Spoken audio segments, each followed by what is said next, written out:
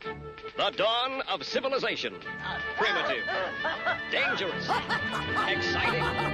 The handwriting is on the wall.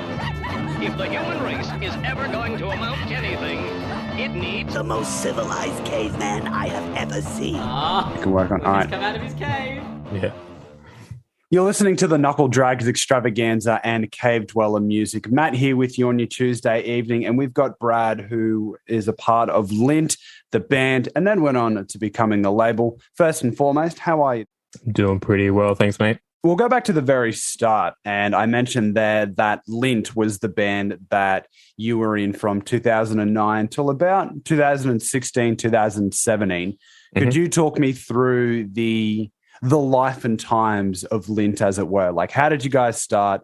What was the progression, and how did the end come about?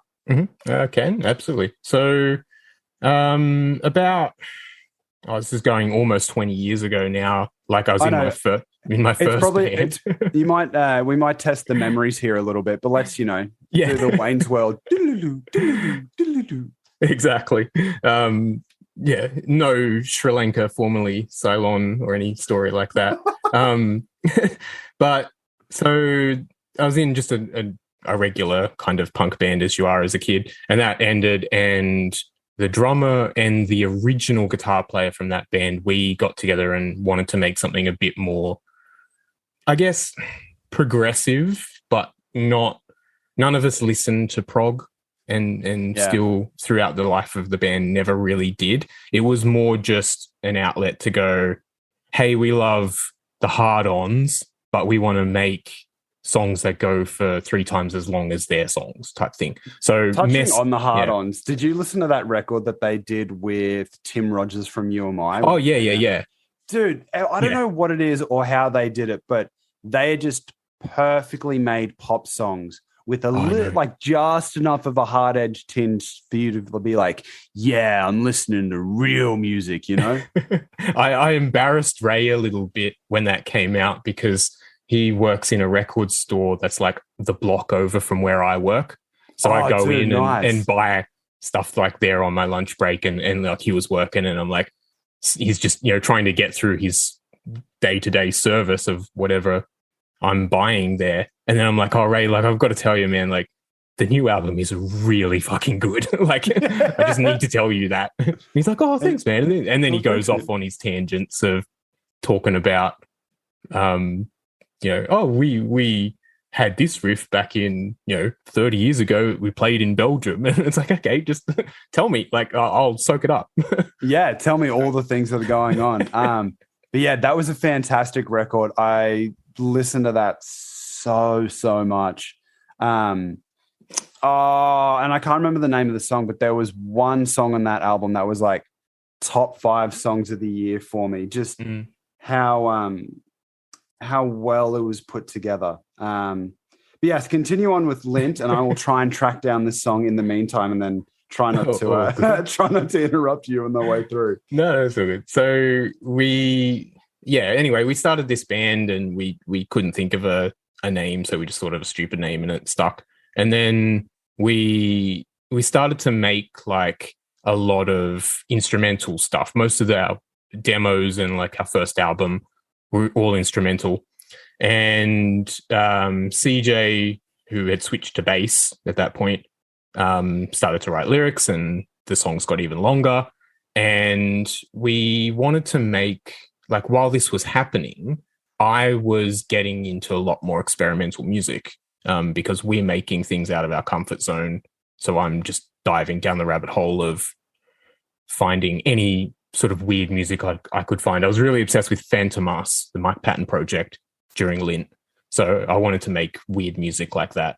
I feel like if you have weird music, Mike Patton's normally the guy to go see. That's the gateway drug. He was in Mr. Bungle, wasn't he? Oh, yeah, Mr. Bungle. I remember listening to, God, I can't remember was it Girls of Porn or Girls in Porn, and just listening to that. And my mates were obsessed with it, would play it religiously. And I'm going, what the fuck is this? Like, you can make music like this? Yeah. That's what hit me as well. I was like, you can do this. Like, it doesn't have to have any it doesn't have to feel good to listen to, and people will still listen to it. So I was doing like what eventually became Cell Temple. I was doing demos of that during the same time. And so Cell Temple's been something that you've had in your back pocket yes. for quite some time then. Yeah, all right. Yeah. Didn't really have a name, but it was I can make these weird sounds. And I was listening to a lot of drone music as well, like Sun and things that I still love now. And so Lint we got signed for a distribution deal in Germany, and that was for our Existence album. So which was, I guess, our first like proper album with vocals and production and all this sort of stuff. And I guess we're all getting a bit burnt out money-wise. Like, we just didn't want to commit as much as, finger quotes here, a serious band, because we're still having fun. So touring and things like that was really difficult because we couldn't just jump on any bill. Like, a lot of bills would be confused where to put us. We played with a lot of punk bands because we liked punk and had that sensibility, but the crowds would get bored because, we're playing like sometimes 10-minute long songs. And then when we'd jump on a bill with a metal band, they'd be really clean and they're well rehearsed and stuff, and we were these dirty like flannel wearing kids from Wollongong that just, even though we had long, heavy riffs, we were sloppy playing. So we just didn't fit into any bucket, and eventually just decided to call it a day, really. But yeah, and there was no animosity. There's no bad blood. Like, we are all still so good friends. But yeah, it was just not, a bit of a cop out to say, but it's not worth our time anymore. No, I know what you mean. And you can kind of get to the point where you're putting so much time and effort into it, but it then takes over from it being a fun hobby that you've got some stuff like it's, an outlet for you. Whereas you get to the point where you're kind of going, okay, the amount of effort that I'm putting into this might not be, financial rewards that you're getting back, but the enjoyment's gone from how much money, time, effort's all gone into it. Yeah, that's definitely true. And, we never did it for any sort of financial gain. Like, it was always just breaking even or being below even. But I guess when we broke up, we were all already in our 30s.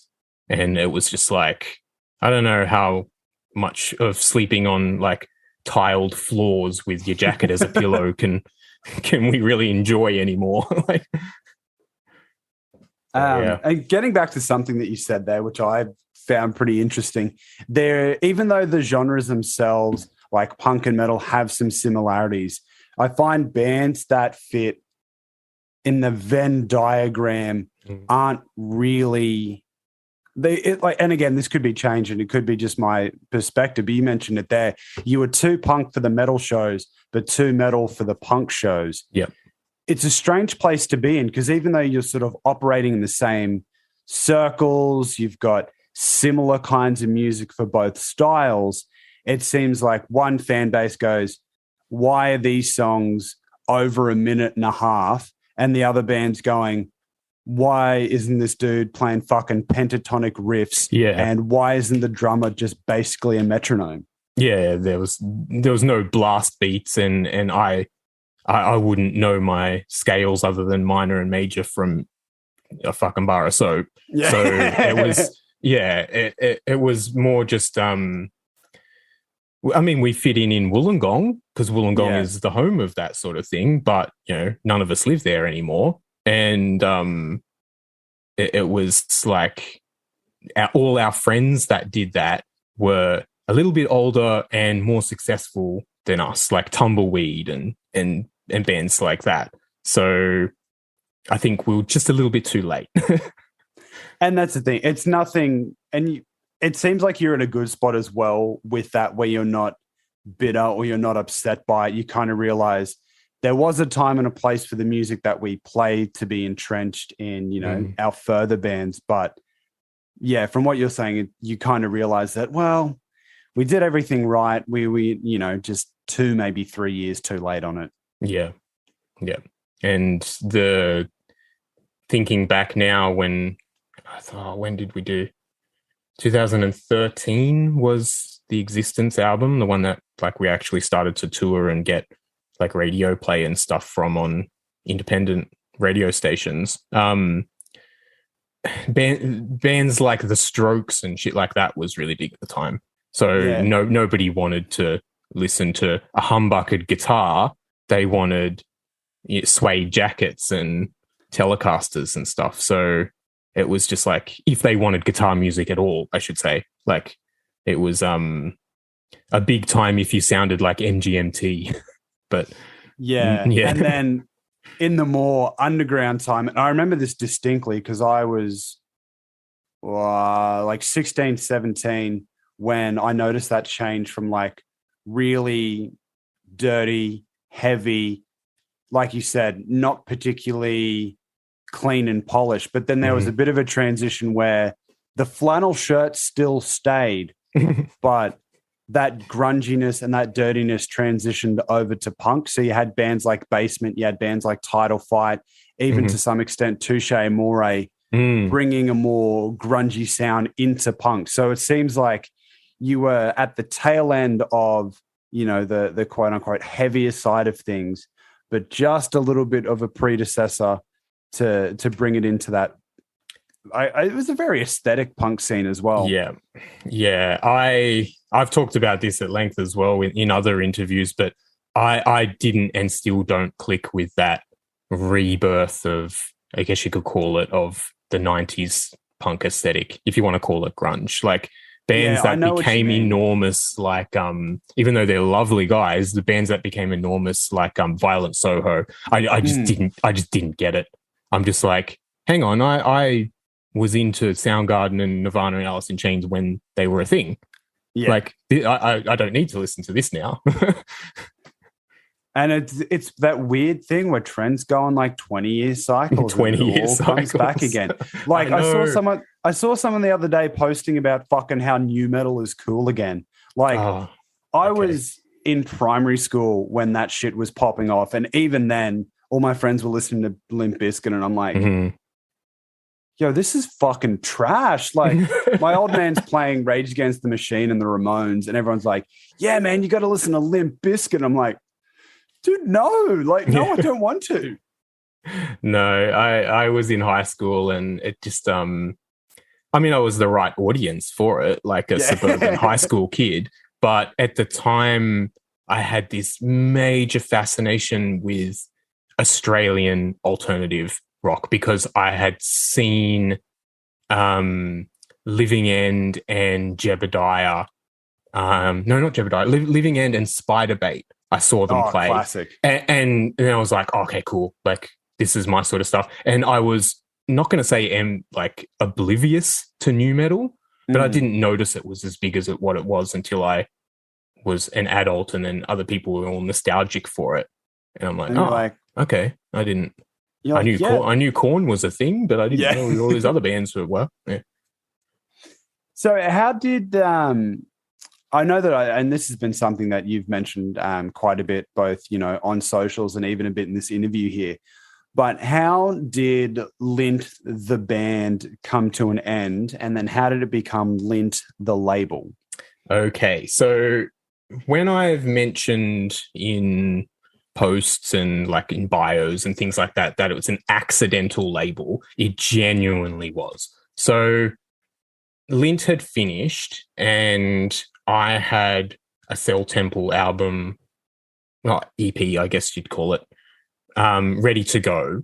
And I didn't know what to do with it. I wanted to like link it to our Bandcamp store that was for Lint at the time. And I also had a band called Diploid. They're a black metal band from Victoria. Diploid rule. Oh, a fucking fantastic band and lovely, lovely people. And Reese in Diploid had like this weird experimental music that he was making. And I said, hey, can I make that into a cassette and sell them? And he's like, yeah, sure, like go ahead. And he goes, I've got a new song here that I don't have anything to do with. You can have it. And at the same time, I had these Cell Temple tracks of just weird sort of. I was on a bit of like a John Carpenter trip, like the filmmaker, and that sort of his soundtracks for his films are fucking fantastic, like The Thing. And I had music that I'd made to try and copy that. And I'm just like, oh, okay, cool. I'll put them together. I'll get the cassettes made up, make the covers myself. And then it sort of struck me that, oh, hang on, I've just done what, again, air quotes, a label does.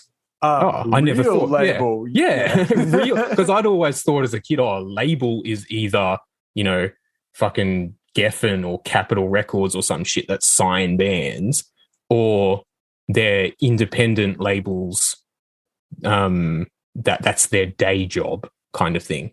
And I didn't realize that, oh, hang on, like if you just make stuff, you can just call yourself a label.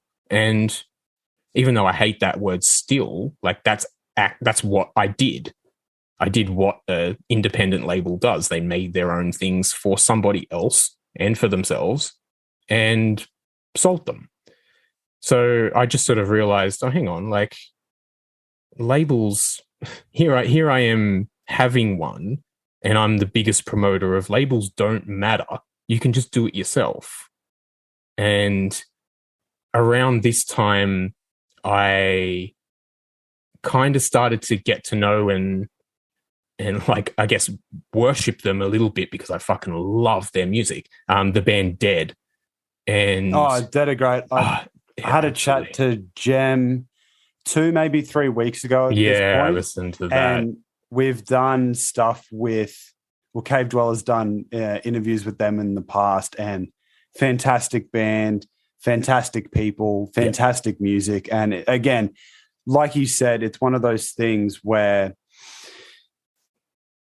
and Jem had a similar story. That's what I was going to say outside the tangent. Jem had a similar thing with you, not knowing what the fuck DIY was. Yeah.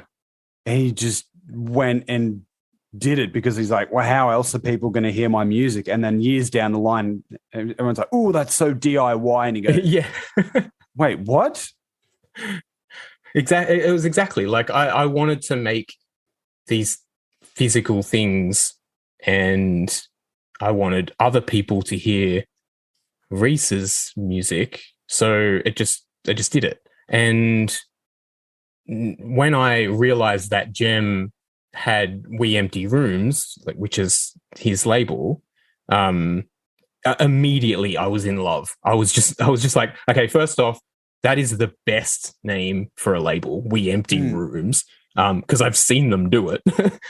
Yeah. and heard secondly, stories, and it's fantastic. It's so good. And they became like a little bit of mentors to me, and saying, look, this is how you do things, this is what you can do, this is what you can't do. And like if I could do anything like a quarter of what they do, I feel successful. So they were a huge influence to me to go, okay, I'm just going to nick my old band's name, to turn this into a label, and then I guess do whatever I feel like from there. So then all the releases that have come from different bands after that have just really become natural. Like I haven't scouted, and I haven't had like people message me and go, you're not the guy at the bar that goes, no, hey kid, you're going to be big. You want to sign it here? Yeah, no way.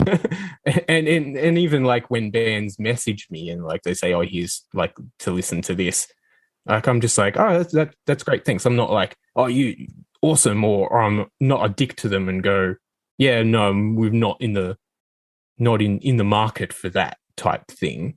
Like it's just like, hey, if I feel like doing this, I'll do it. If not, like I'm not it's not my sole income, so Yeah. I can do it whenever I want. So how have you found the relationship rather with the guys from Dead? Because like I said, Cave Dweller's done a little bit of stuff with them. They are promoting through James's Cave Dweller Productions, which is he's going to kill me and probably throw me off the podcast. But it's his PR side of things. Right. How did you find, or how have you found the relationship with those guys in terms of, both music and doing stuff with the label? So when I got to know them or know of them while Lint was still together, and I kind of bugged them a bit to put us on shows, which never ended up happening, because I really wanted to play with them. But we had a lot of mutual friends. So once like Lint finished and the band I was in after that, Night Goat, we did end up playing with Dead a few times then, but I'd become friends with them then. So it was more comfortable of messaging Jem and saying, hey, I need help with like what to do with this release. And, Jem, he loves to talk about music. He'll talk about music forever. So I know, it's so good. Yeah.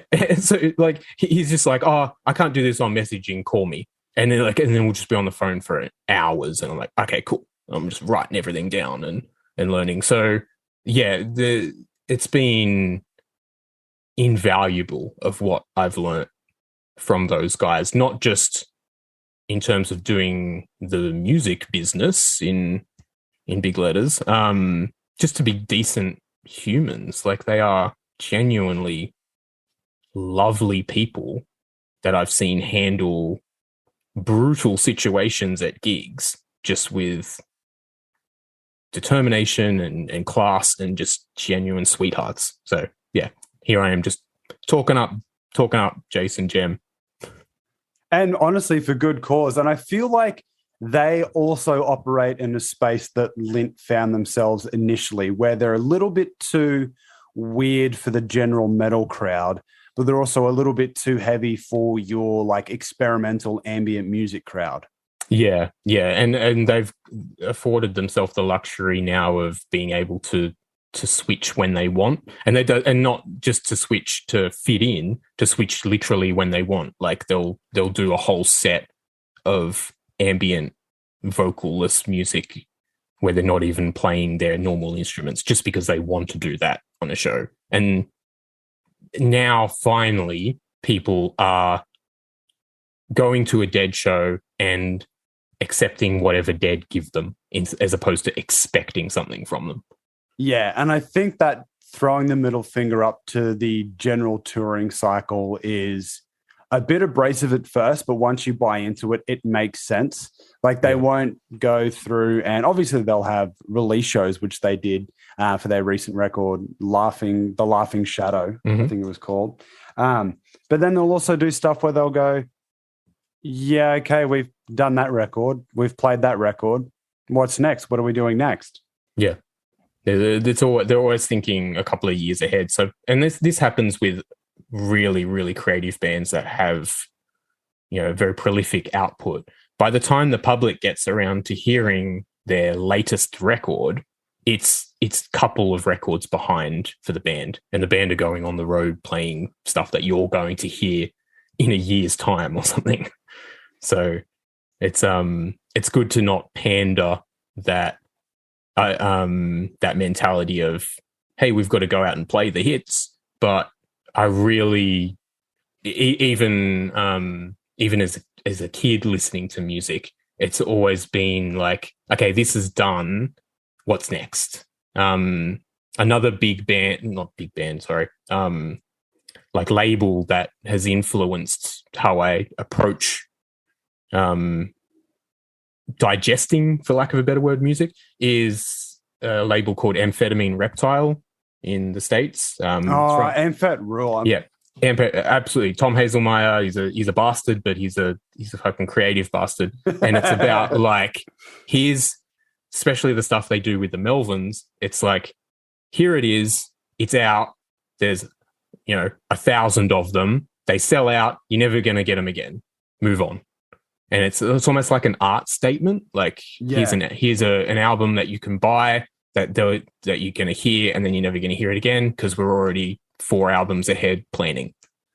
So yeah, I really love that. There's no, I'll like the heritage thing as much as the next person of, seeing, Iron Maiden come out and they go, hey, we're only going to play the Power Slave out. It's like, yeah, fucking sweet. Like, sick. Sounds good to me. Yeah, I'm all for that. But that needs to just be a little special thing in your regular churning, your regular creative process. You always got to just be moving on.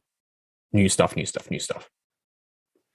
And speaking, going on the new stuff, when Lint, the band, came to an end, you moved into a couple of different projects, and you mentioned one a bit earlier on, that being Night Goats. Mm-hmm. How did Night Goats come about? And if someone hasn't listened to it as of yet, talk us through Night Goats in general. Okay, so Night Goat was mainly an excuse to make music with my friend Kat, who's a fantastic singer down in Melbourne. And we wanted to do something that was loud and quiet, because I love the Pixies, like that sort of dynamic of here's a loud, quiet. So we wanted to do something like that had this heavy feeling, but it's not metal. Like Night Goat is not a metal band at all. And use reverb as an instrument. So you would have a guitar line that normally would be a couple of chords, but I'm just playing like a single string for the riff, and let the echoes of the reverb, for lack of a better word, make the riff. So we also, by that point, I semi knew what I'm doing with a label. Like I still don't know what I'm doing, but I'm half there. A little bit more than what you did. I know a little, yeah, exactly. And that point I was already learning. So it was like, okay, I know who to contact to get records pressed. I know who to contact to buy the sleeves. I know who can teach me to screen print. And we arranged that. And with Night Goat, it was all about, okay, we're going to do the amphetamine reptile approach. It's like, we went into the studio, we ended up coming out with like an album's worth, and we decided, no, we're going to split it and we're going to do 2 EPs. And both of the EPs are going to be released at the same time. And you can pick which one you want, or you can pick both of them. And we're not going to tell you the order that you're supposed to listen to. You can just listen to them in your own order. And then we did that for CDs. The vinyl, as I said, I learned to screen print. So we screen printed up the covers. That also afforded us the luxury of going, okay, these are expensive. Like, we're going to charge you a lot to buy these, but they're unique. Like, every single one that we screen printed up had differences in them. The music was the same, but the covers were different colors, the liner notes. This is a thing that I actually haven't like publicly made out. Like, I've mentioned it obviously to friends and stuff like that. But if there's people out there that have the Night Goat double EP vinyls, the 12-inch vinyls, your liner notes are different than every single other ones. They all say something different. So that's class. People like that are reading them, that it might say, I don't remember what they all said, but yeah, none of them are true, because every single one of them is giving you different information. But that was just like something funny that we thought we'd do. But I like that. Yeah, it's Kat is an artist, like a visual artist, more than, well, that, a singer as well. But visual artist came first, so a lot of these ideas came from Kat, and a lot of them worked because of Kat's artwork.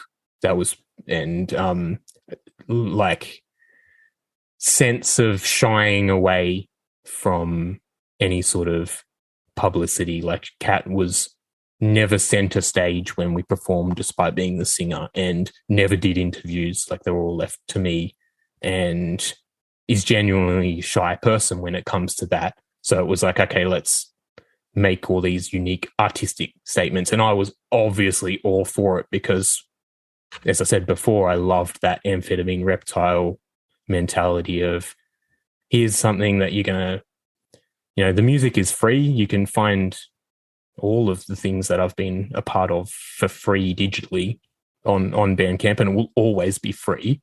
But if you want to buy a physical version of anything that I put out, it's going to cost you because we put a lot of stuff into it. Definitely. And although not everything that you guys have put out has been available digitally, we mentioned this, and this is something that I've picked up. There was a CD that Dead put out, which is only available in the physical form through you in terms of the CD itself. And Kyle Shut.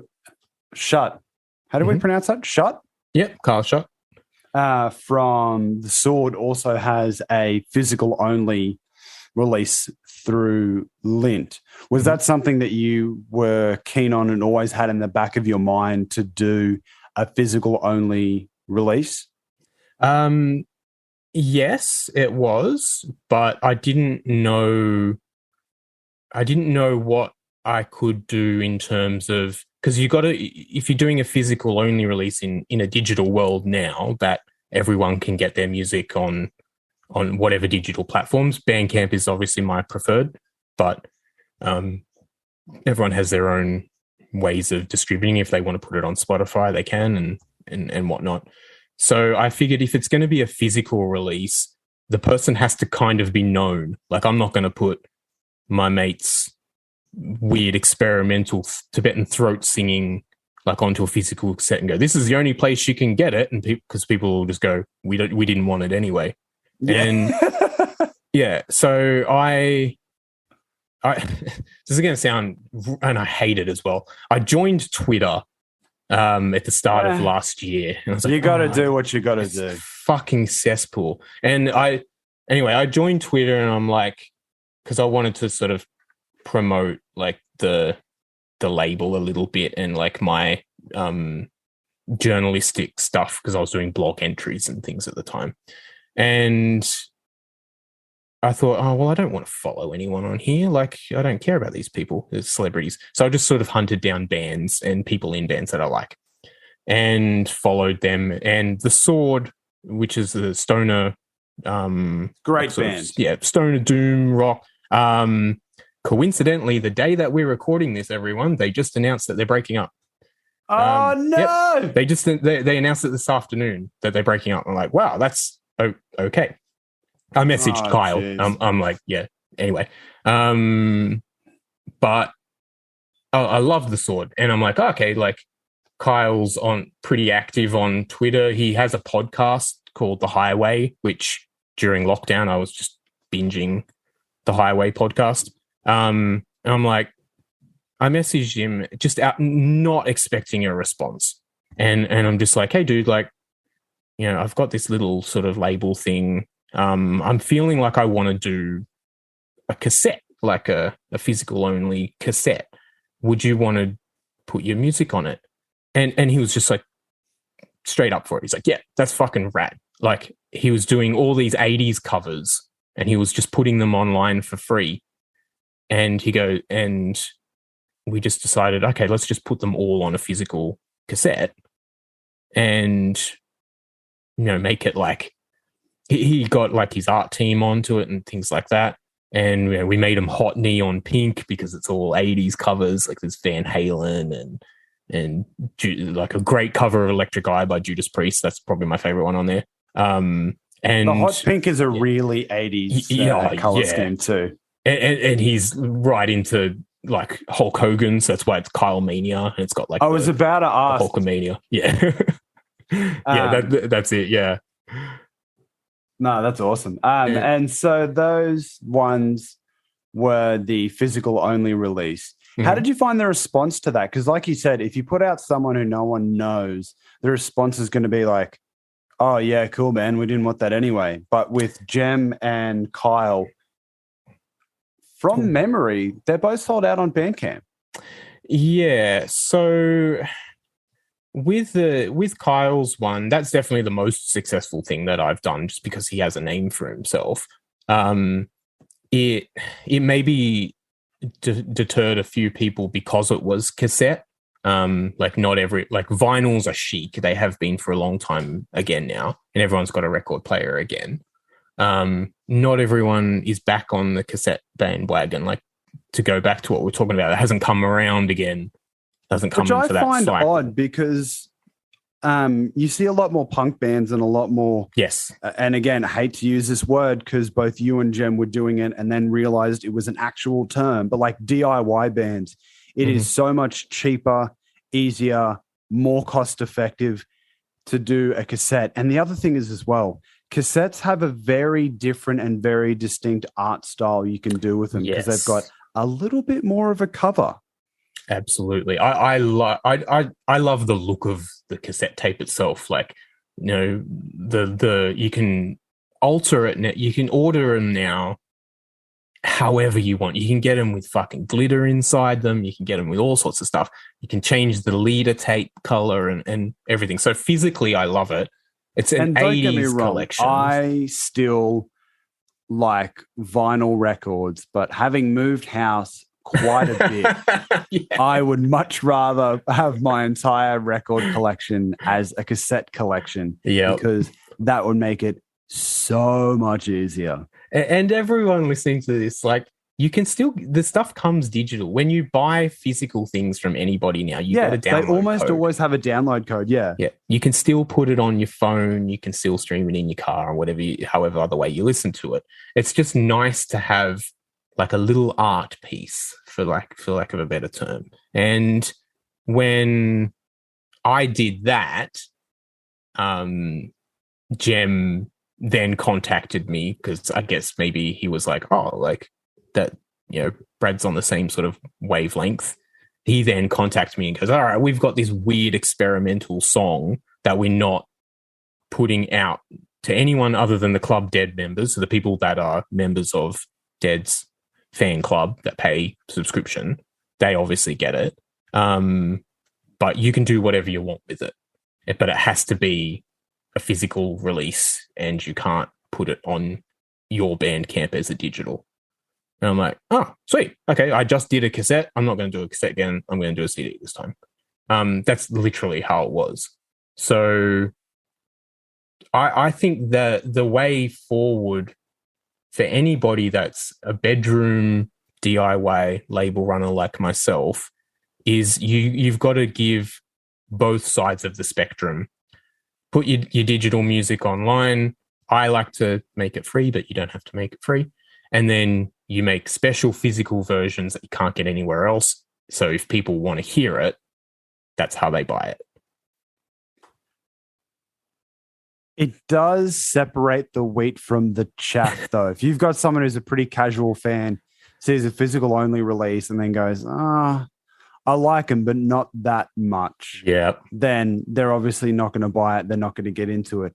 But like you said, someone who's really keen on the band, someone like, you know, like you, like myself, like everyone in the Club Dead, it's something almost tailored to them, though.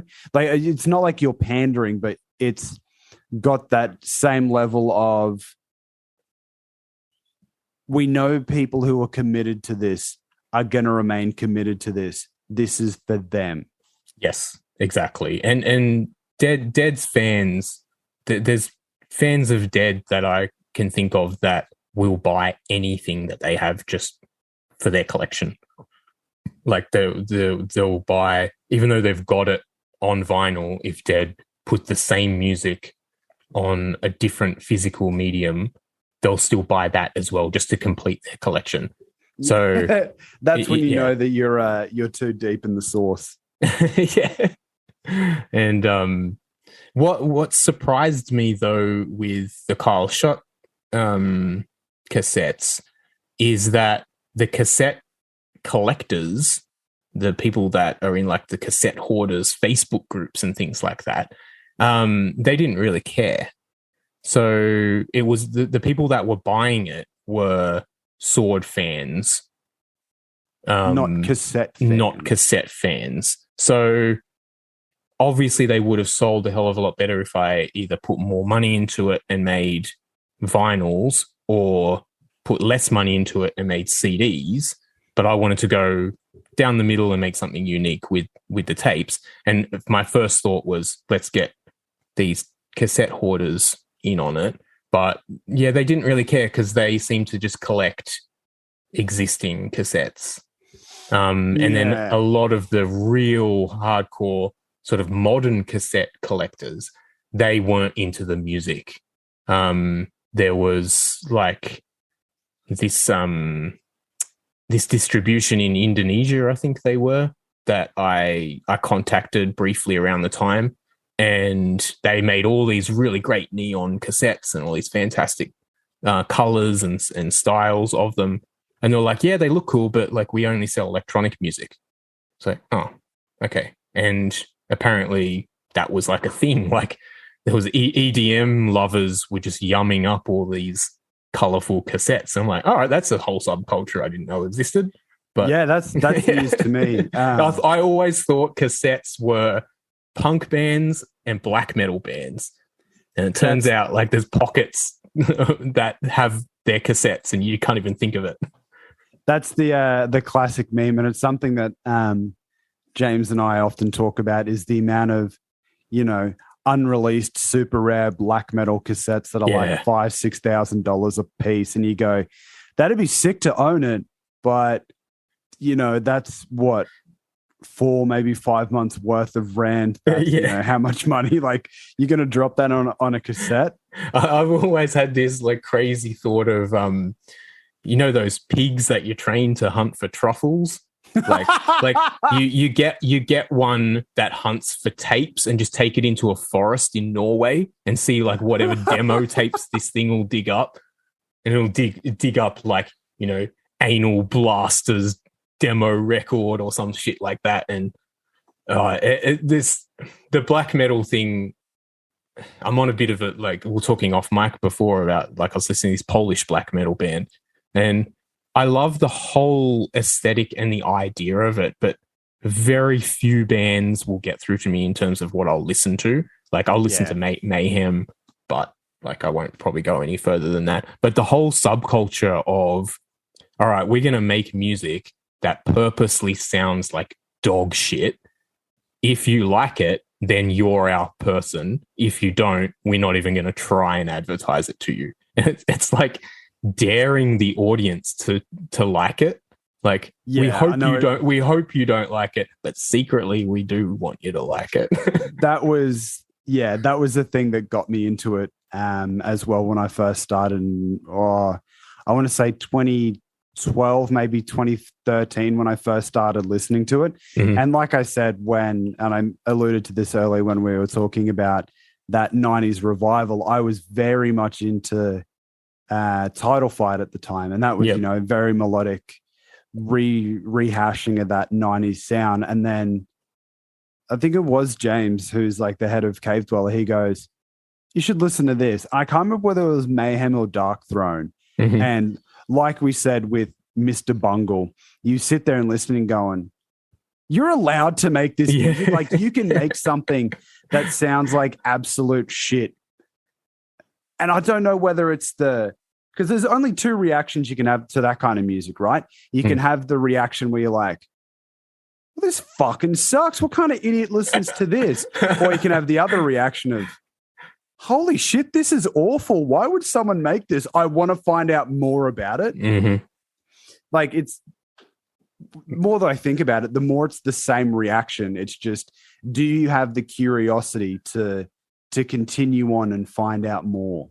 That's it. The curiosity grabbed me with black metal, mainly because like Mayhem, for lack of a better word, like the Mayhem and Burzum, like they're awful. They're awful people. Racists, like they murdered each other. Like the Burzum guy, Varg, he killed the singer of Mayhem, like he stabbed him to death.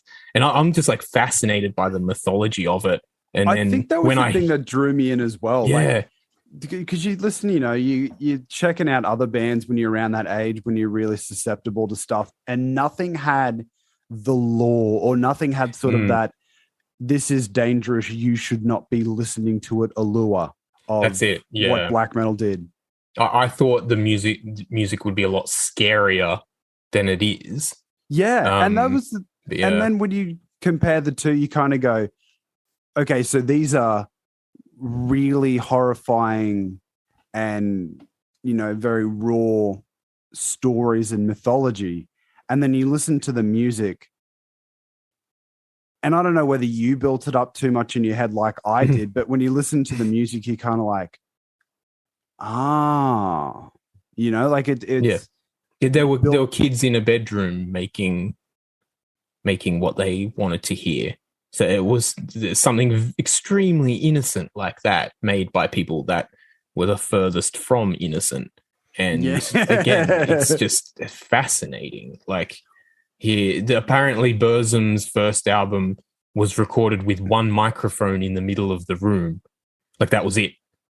And good. When I was like, first starting in to make music and listening to bands, I'm like, oh, I'll try and do that and put like a microphone in a room to make a demo. And it sounds like fucking dog shit.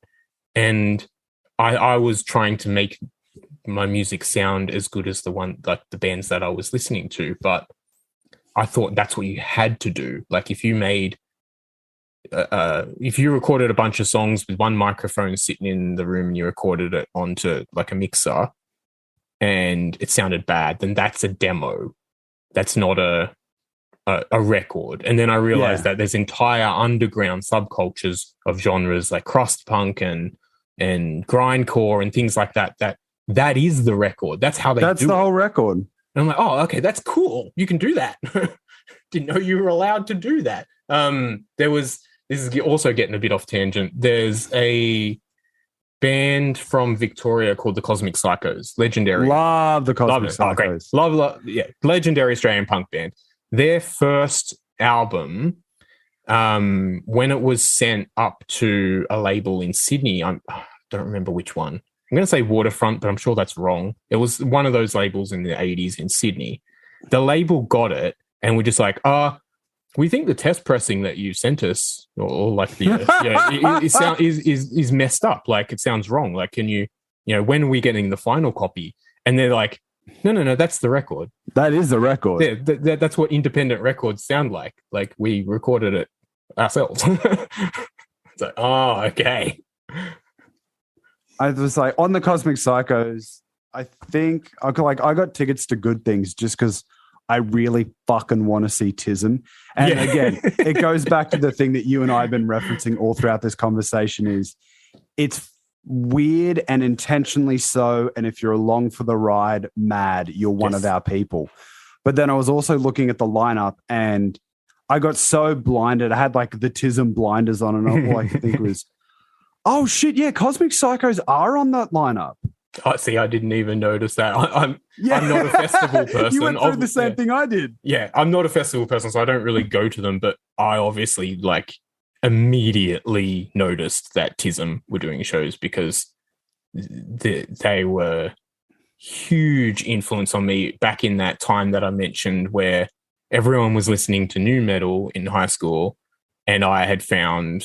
You're sitting there singing Greg the Stop Sign. I absolutely was. And What Are You and Thunderbirds are coming out and stuff. And it's because I saw The Living End and Spiderbait play. And I'm like, cool, these are Australian bands. And I like their music. Then someone, I don't know if someone gave it to me or it was like... Anyway, somehow I got a hold of a Regurgitator CD. And I loved Regurgitator at the time. And Regurgitator were doing shows with Tism. And I'm like, who the fuck is Tism? And, I saw them on that on the show Recovery on the ABC. And they're wearing balaclavas and they're setting up a fucking jumping castle. Is that the Pilates one? And they're doing Pilates. Yeah. They're doing like an aerobics routine and stuff. And nobody I mean nobody in my high school whatsoever got it. They're like, are they an aerobics band?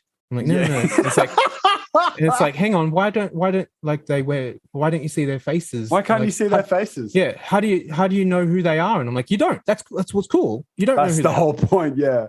And that, now that I'm thinking about it, that must have sown seeds for me wanting to make and like ingest as much experimental music as possible. I thought my experimental phase came when I started to get into Mike Patton and Mr. Bungle and Phantomus in my late 20s. But looking back of it, right then and there in high school, when I heard Tism, was like, cool, this is the opposite of Bon Jovi. Yeah. Fuck all that music. Like, I had a similar thing. The first CD I ever bought was Demon Days by Gorillaz. That's a good place to start.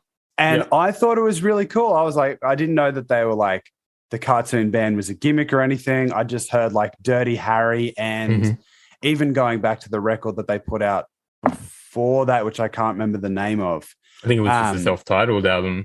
Yeah. And I was like, this is really cool. And then it wasn't until, I don't know, 3-4 years later that someone's like, oh, the Gorillaz are playing. I'm like, oh, that's cool. You know what, what's the band like? And then I saw a video of them as cartoon projected like characters playing this music. And it's, again, and like I said, I think it's going to be the theme of this episode, but it's odd.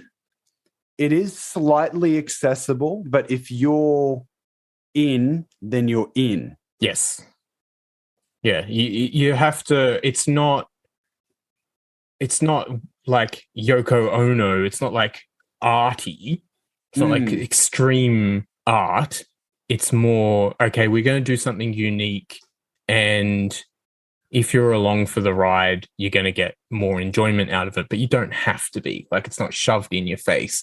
The people, I've never heard anybody involved making Gorillaz like go, oh, if you don't like cartoon bands, you shouldn't listen to us or anything like that. Like, I'm sure they're just, this is normal to us type thing. It's not like they're purposely making noise to turn people off. It's, we're doing something that we enjoy, that we think is unique, and hopefully you can enjoy it too. Something that we mentioned very early on in the interview was Cell Temple. And much like Ray from the Hard-Ons had these riffs that he'd been playing in Belgium way back in the day, Cell Temple was something that you had sort of assembled bits and pieces of. And then, once Lint, the band, came to its point, you had Night Goat as well, which is a different beast altogether. What is Cell Temple? How do you approach that one in comparison to the other stuff? I think from memory, it's more of the droney ambient kind of music. Yeah, it was originally, and I guess kind of still is. I did do a drone set a little while ago as Cell Temple, which I don't play live at all, pretty much with Cell. But it was an outlet for me to do experimental music that didn't fit in any of the normal bands that I was in.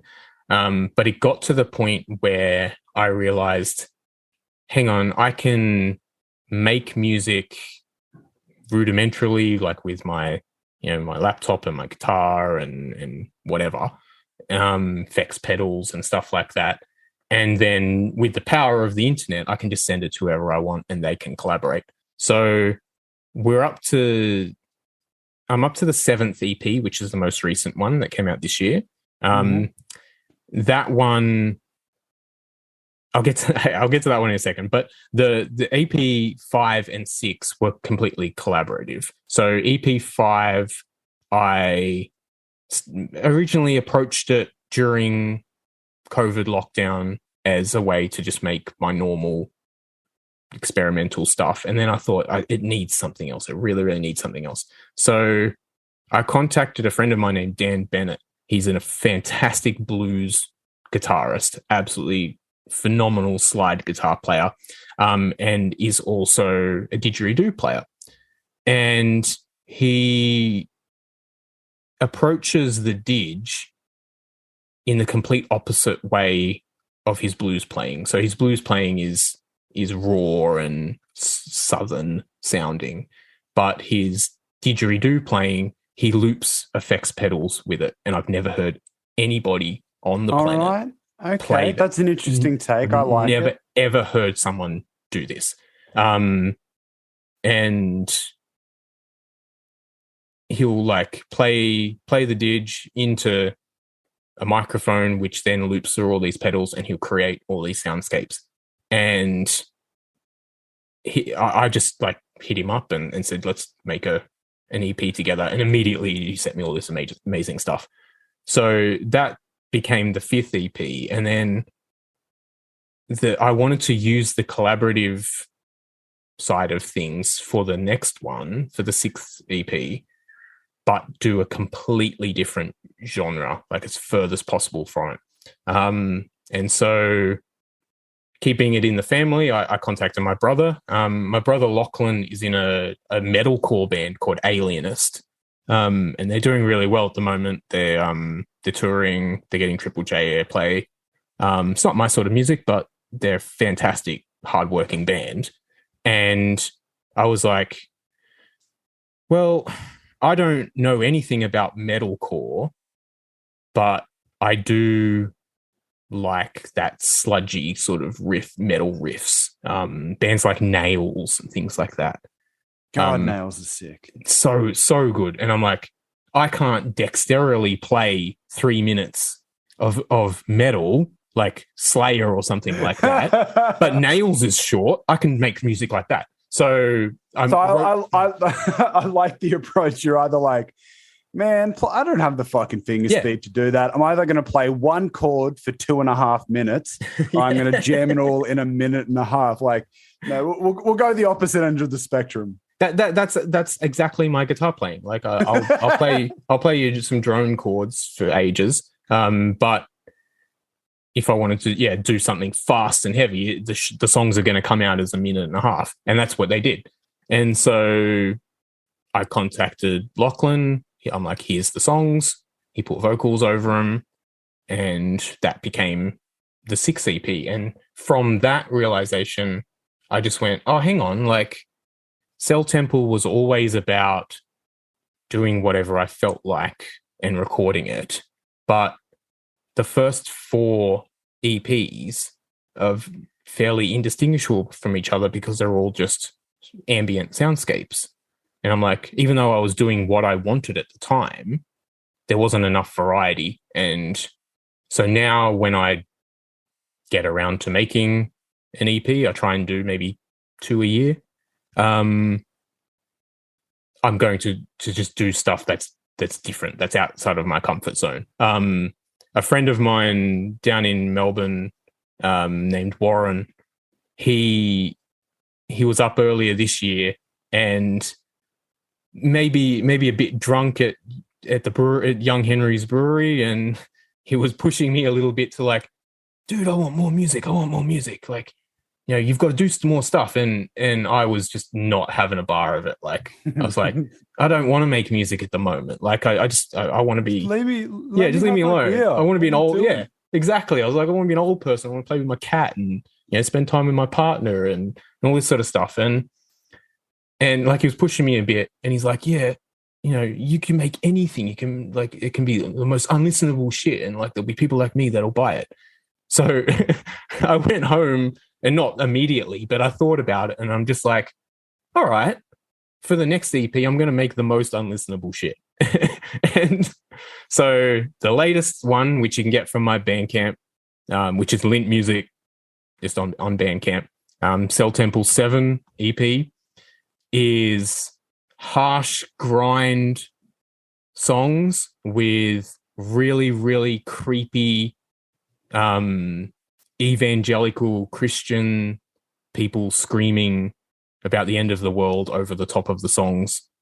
And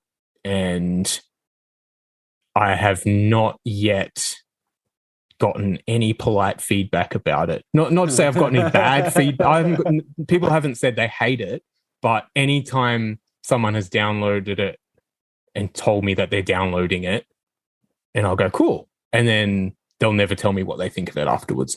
So either people haven't liked it at all, or they haven't gotten through it. And I have a feeling it's the second one. So or they just don't know what to say. It's free, people. Like all of them, it's free. Just all it's costing you is some bandwidth. Download it. And I've even put the liner notes there. Like, I won't spoil it, but if you go to Lint Music Bandcamp and see Cell Temple 7, the song names issue you a challenge if you read them all together. And I want people to do that challenge. All right, hold on. What is this? I remember the Hard On song, by the way. It's Hold Tight. That melody on that is fantastic. That was the single, yeah. Yeah, that was the one, the first one I heard from that album too. All right, what's this? What's the challenge? Lawnmower lobotomy, tar pit burial. No, next EP. That's EP. number 6. We want number 7. All right. Where are we? Let's see. It's the Roman numerals what threw me off, yeah. I reckon.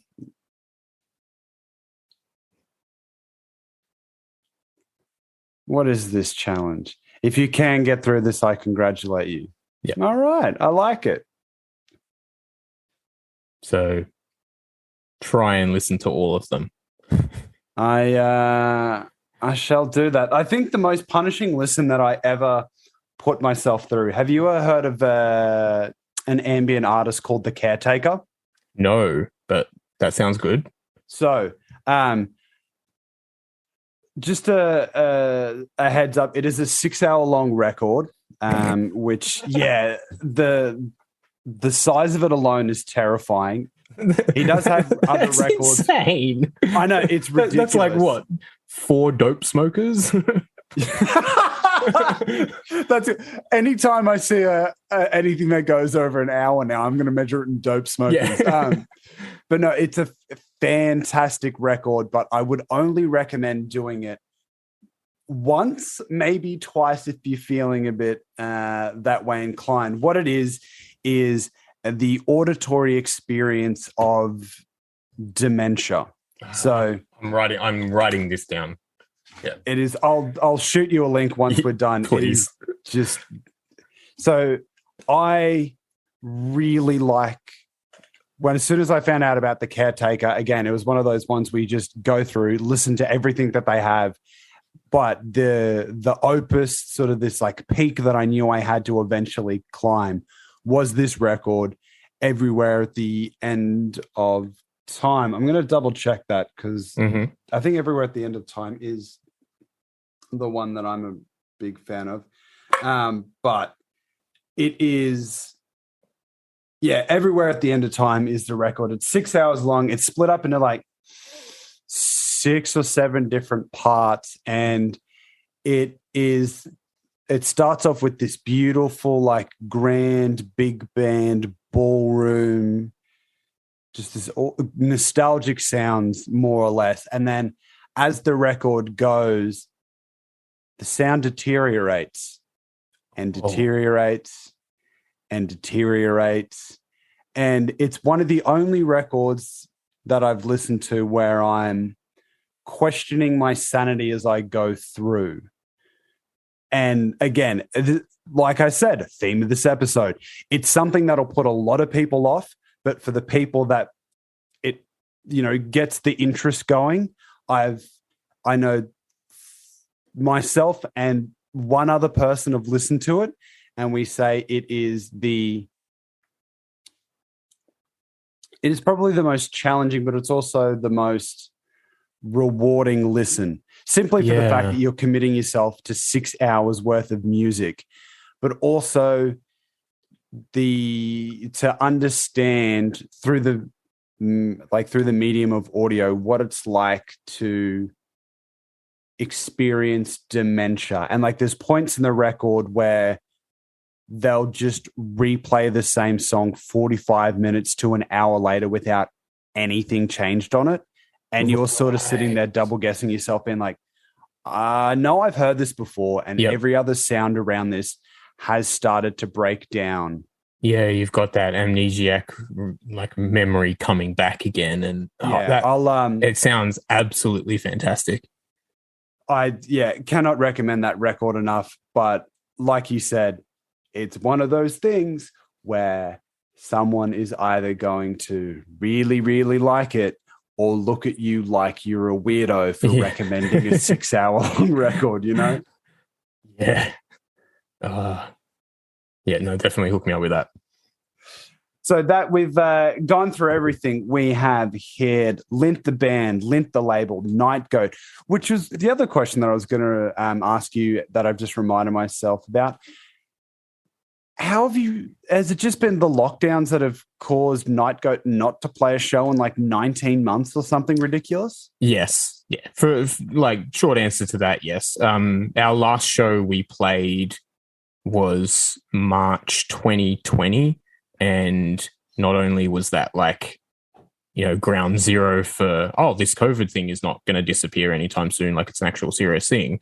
Mm-hmm. It was also the month that Kat moved to Melbourne and got immediately locked down in that time. And I moved to Sydney, and David, the drummer, is still down in Wollongong. So we just don't see each other. And that's basically it. Like, there was no...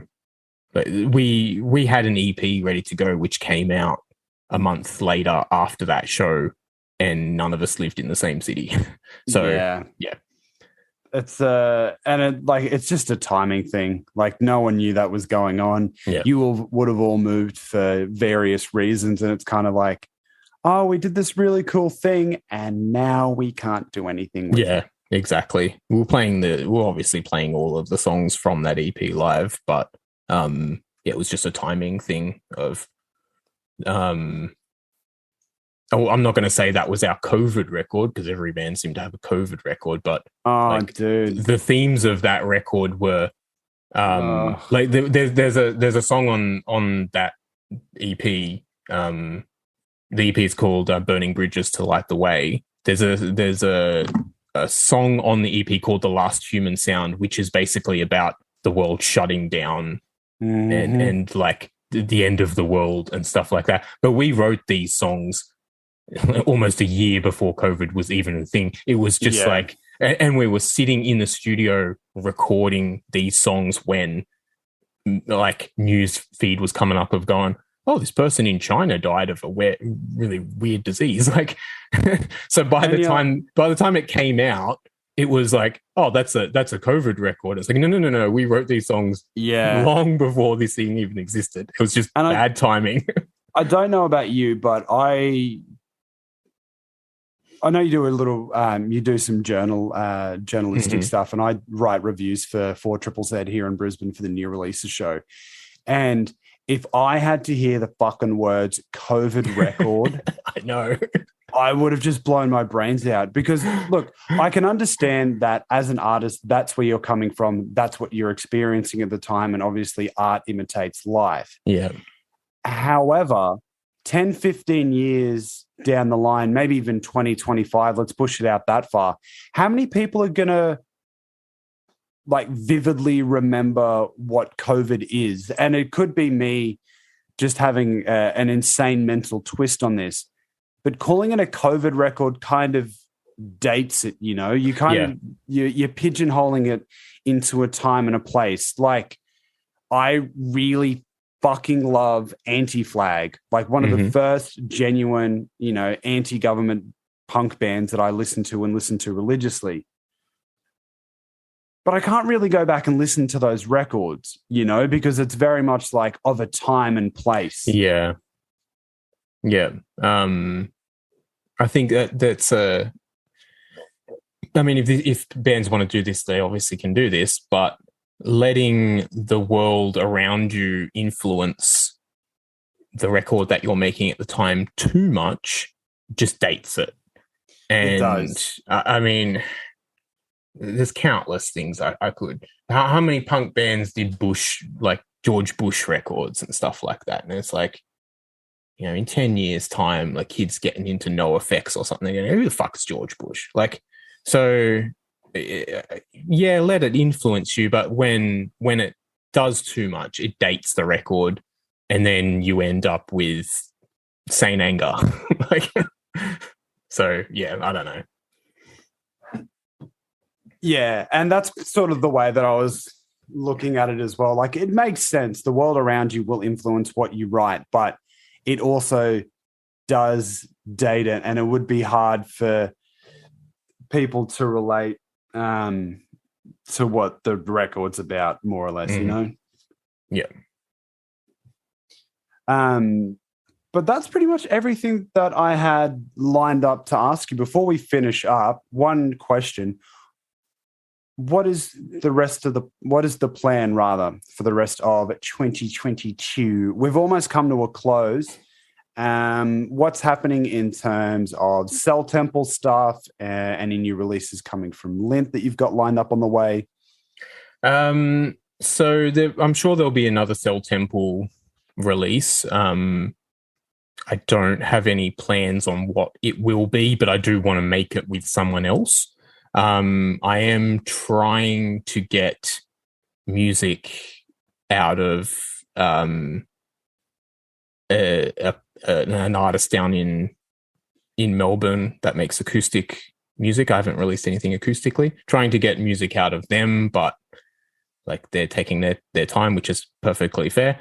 And then I guess in terms of anything that I want to do, I just want to collaborate now that it's a lot easier to do again. Like lockdown kind of stopped things like that. I don't really want to jump straight into, you know, join an established band type thing. But yeah, it'd just be nice to sort of start collaborating. And Cell Temple obviously affords me the luxury of doing that. I can just make music and then give it to someone and go, hey, do you want to put your thing on this? And if they don't, then I'll finish it myself. So yeah, there's no solid things on the horizon, but there's always something coming out. So I dare say, well, I can almost guarantee there's nothing for the rest of 2022, but 2023, there'll be more Cell Temple for sure.